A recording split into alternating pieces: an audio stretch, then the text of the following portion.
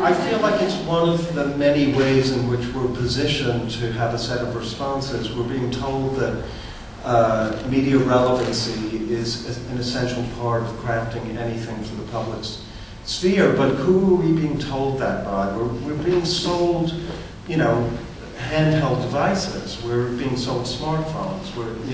We need this iPad and that iPad. And I'm not saying it's a capitalist plot, but I think you have to really keep your eye on the ball and say, I really am firmly convinced that content is the question, not the delivery system. And in the 19th century, a poster was a perfectly good delivery system.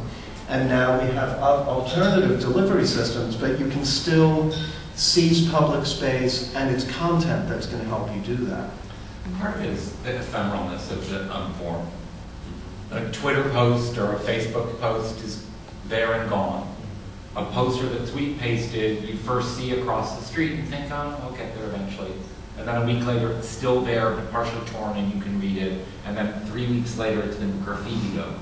So there's a, I don't know, there's a difference between brand. I don't know. Brand. There's a difference between like the virtual and the real communal space there is in New York. And actually, any long-term New Yorker will tell you, the real community space in New York has now changed and feels different. So there was a very strong sense in New York of speaking, of action and counteraction happening in the street. People just spoke back.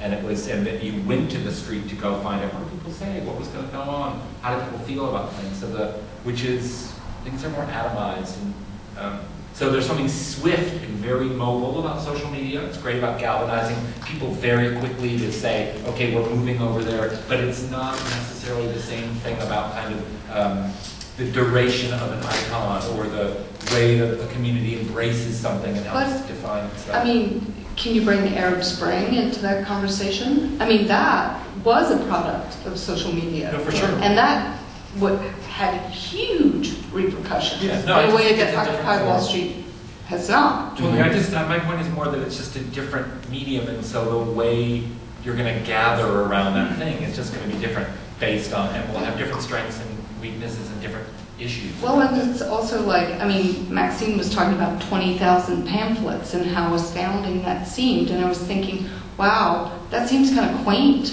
now. People read 100,000. Because it's like, now it's like you hit like the social media and you've got like 200,000. But it's how to